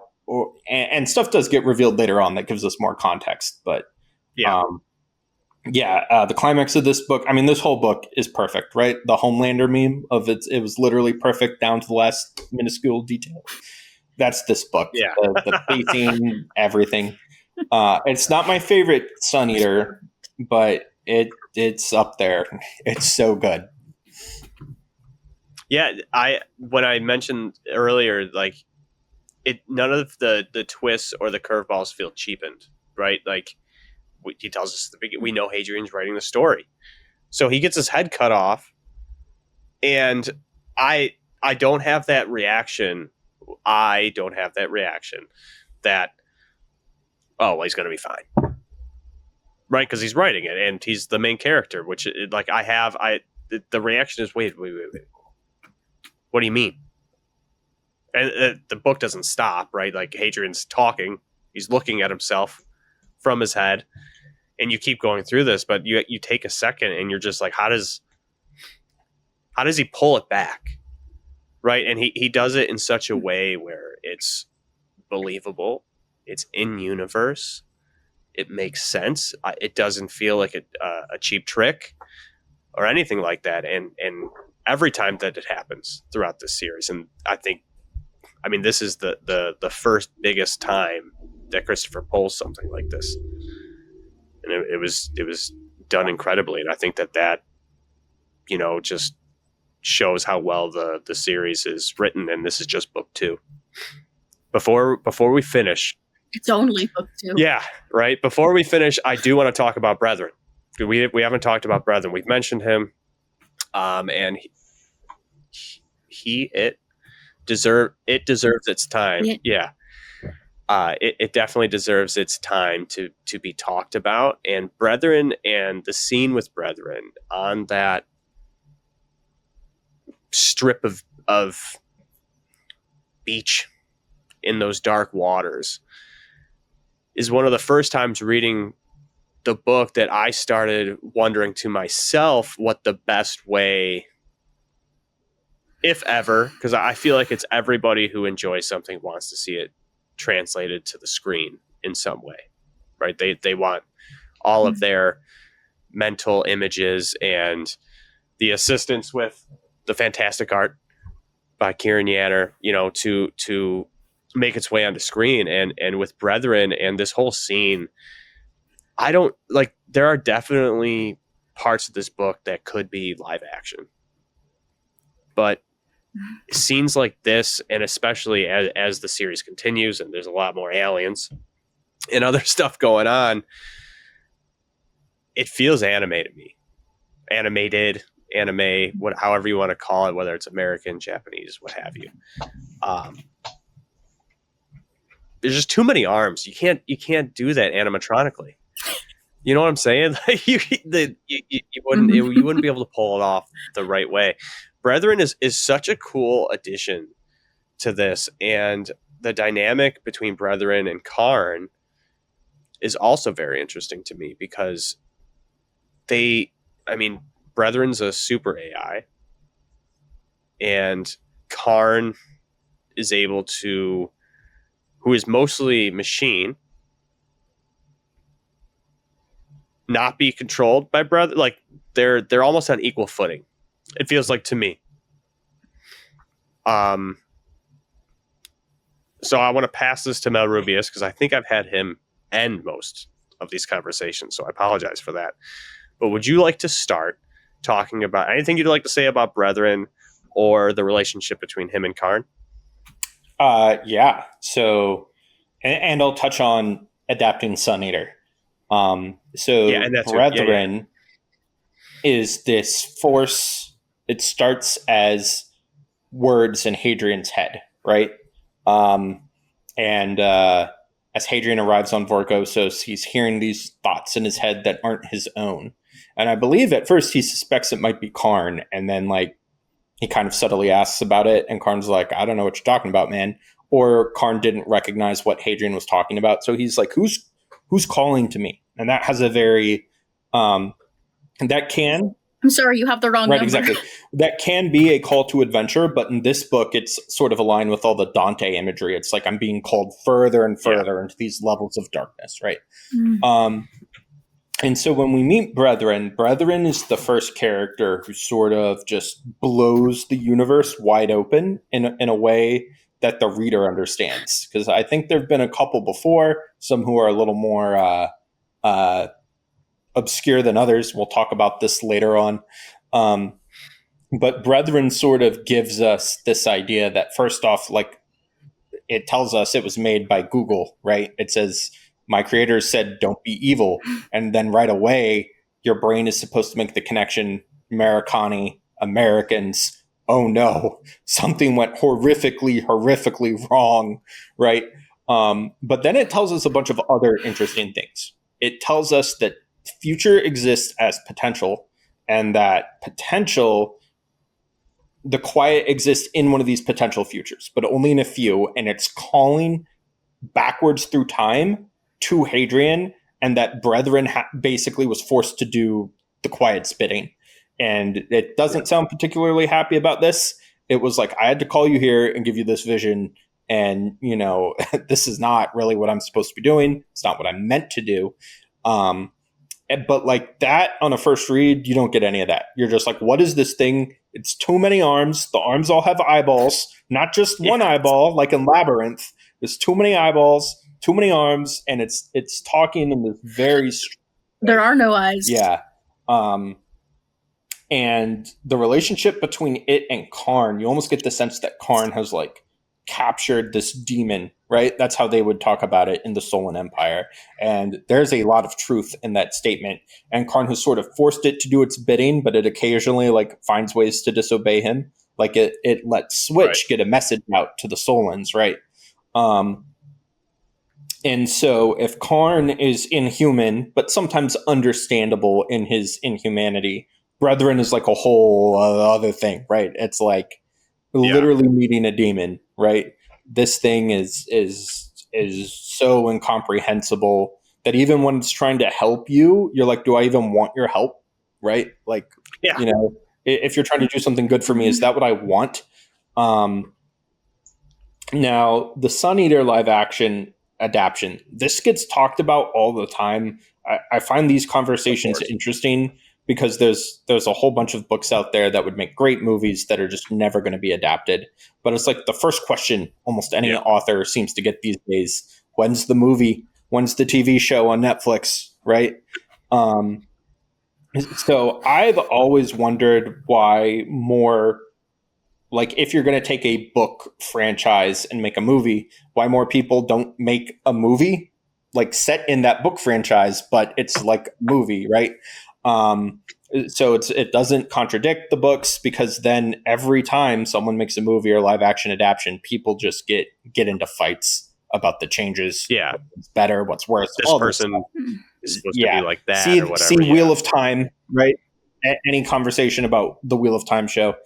And so I'm like, I think this Sun Eater would probably be best suited for this sort of like premium genre, almost movie TV thing that we've been having in our culture for a while.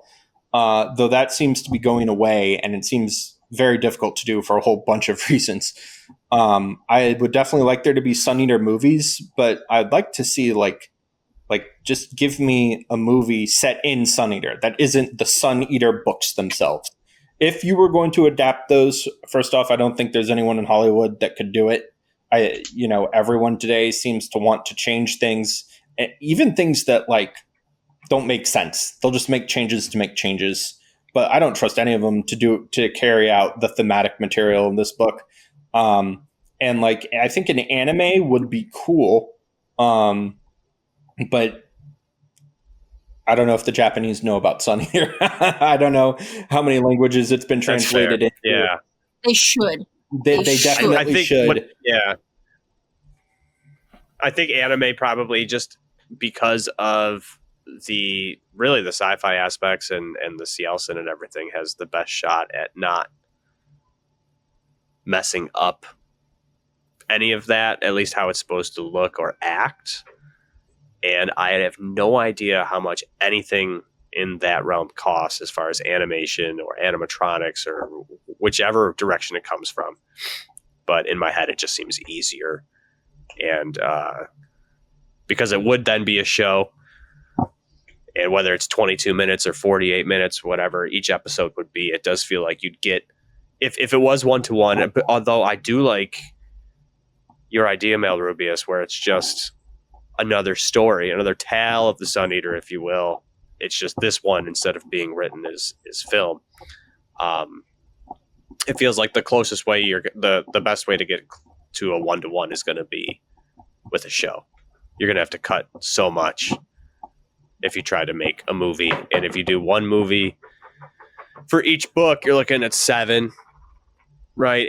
And we know that Hollywood will make a whole movie off of one chapter if you look at The Hobbit. So who knows what they would do. And I don't even want to have to wait that long to see all that. You'd have Hadrian does age a lot, but he doesn't visually age the way that his age moves. So I think that would also prove difficult when you have whatever actor it would be cast as him.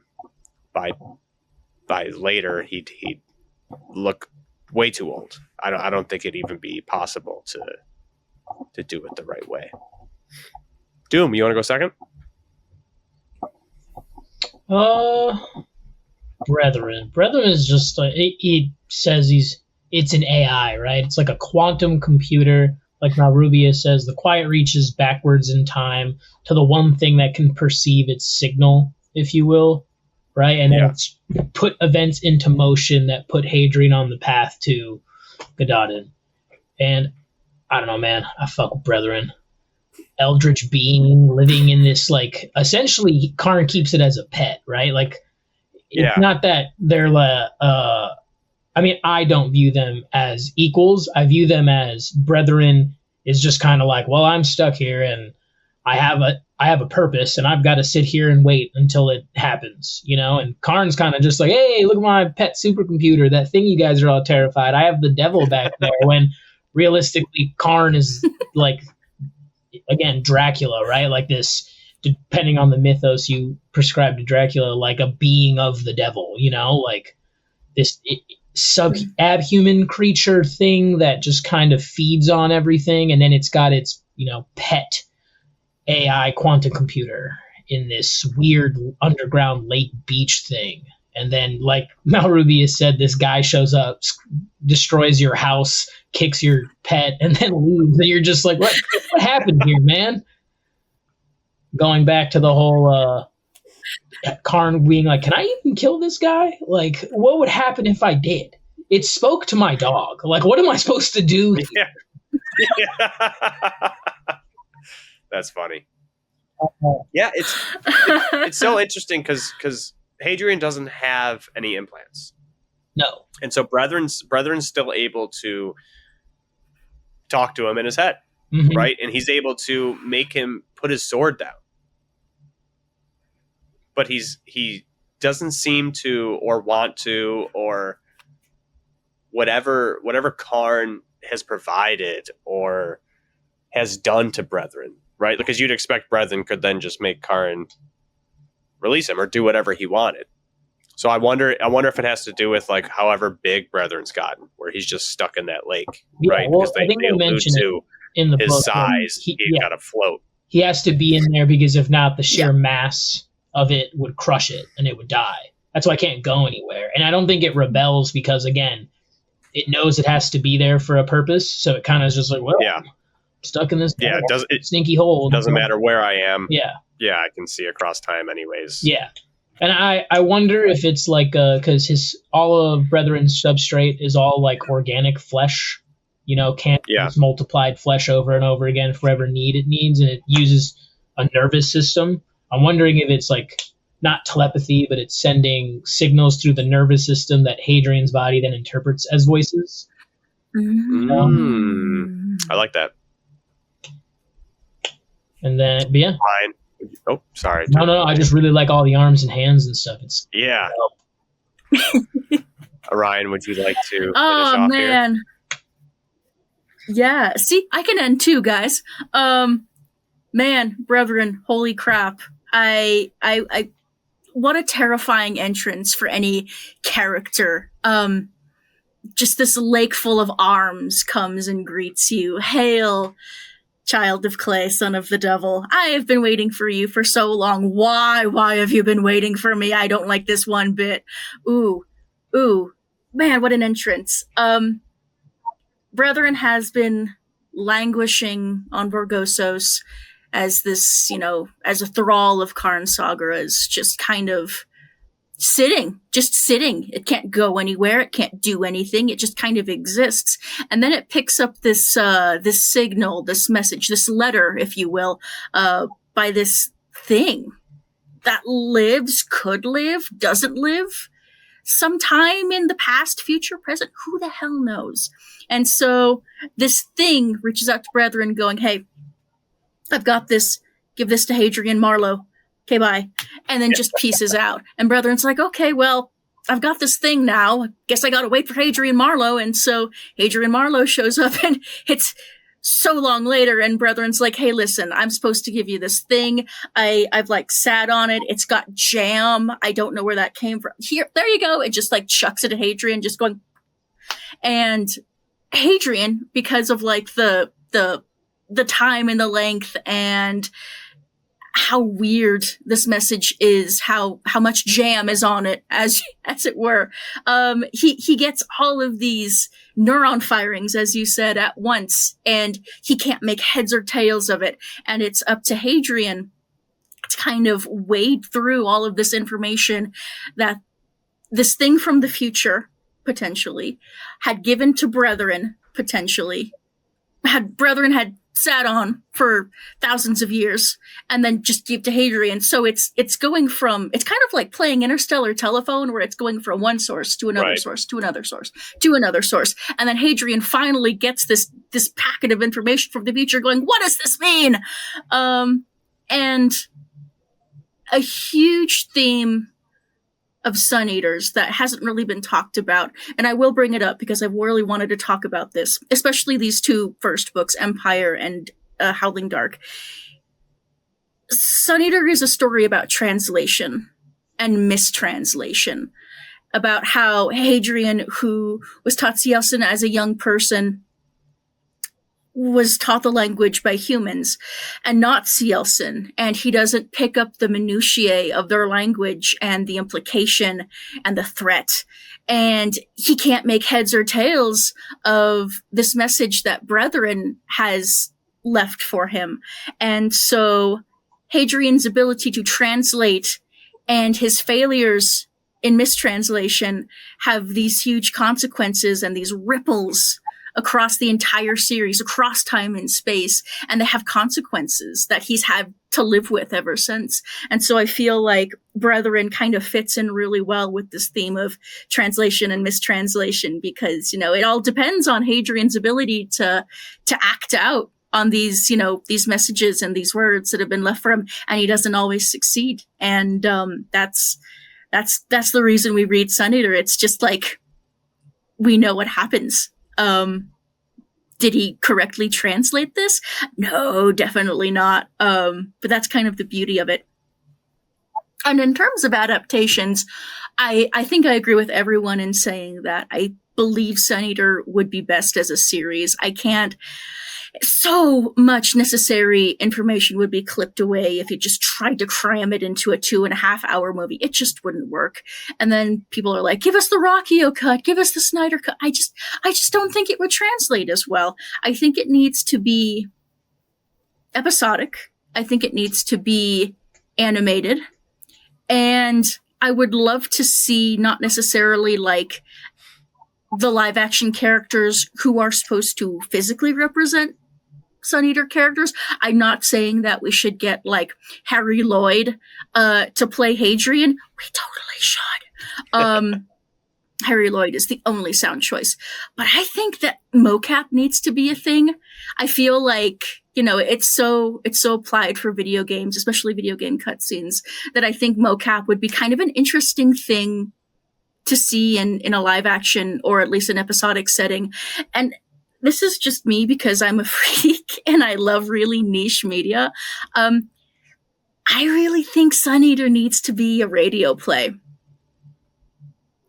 I really think that, you know, if we're talking about old media, I really just think that we should be sitting in a room and listening to this story, kind of like, I feel like there needs to be like an old-timey machine, right, like sound machine in the distance, you know, people just kind of like walking, you know, I feel like that would, it kind of adds to the theme of like a chorus hanging in the wings, you know, this is all very theatrical, this is all very, you know, Shakespearean, you know, we're putting on this dramatic presentation for you, the audience, the tale of Hadrian the Half-Mortal. And I feel like there needs to be theater. You know, it needs to be mellow. There needs to be melodrama. I dig that. So that's just me. That's just me. Awesome. Is there anything that any of you wanted to talk about that we did not touch on for either of these two books today?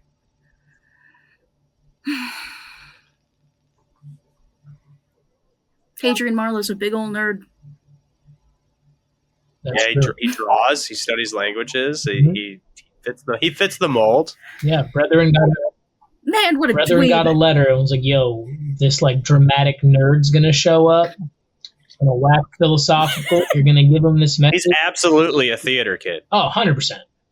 Yeah, His mom, yeah. absolutely. his mom was a theater Yeah. person, and he was just like, "Yeah, it's me. I wear all black. hmm I talk about how unfair stuff is. I have the tallest collars imaginable. Gotta hide them cheeks." Coats over armor. Mm-hmm. It's fantastic. hmm It's fantastic.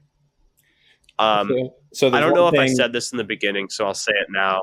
Oh, go ahead. One thing. There are moments in these books that I think people haven't given enough attention to. I will point out two of them. One is that Hadrian meets this guy in Empire of Silence after he's been living on Emish for a while. It's this dude named Old Crow, and he looks sort of out of place, and he talks with an accent Hadrian can't really describe. And he tells Hadrian, "Hey, you should go be a Myrmidian. You know, that'd be a really good thing for you." And then he disappears.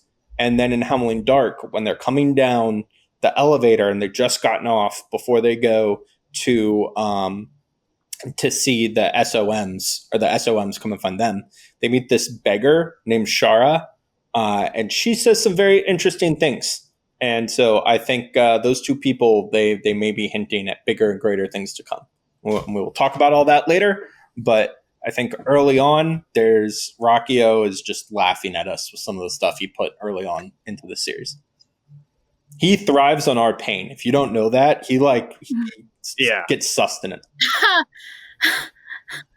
Like I said earlier, it really, you can really tell, especially on the reread, that he had so much of this planned, and there's I'm sure he had more ideas that came up as he wrote, and that he had to fit some things in, or had to, I don't know, break a book into two or something crazy. But so much of the core of this story, our guy had planned out, and he really just like planted stuff from the get-go. It's nuts going back through it and seeing things that you're not supposed to know for so long get talked about, like not even hit, just like the best hiding spot is right in front, right? Like it's just right there. You don't think about all the names, like when in the vision from Brethren, right? And Cassandra's mentioned. I didn't think anything about that the first time I read this book. I was like, oh, he's just saying the things that he's seeing, right? Like there's nothing, it's just names and places and stuff happening.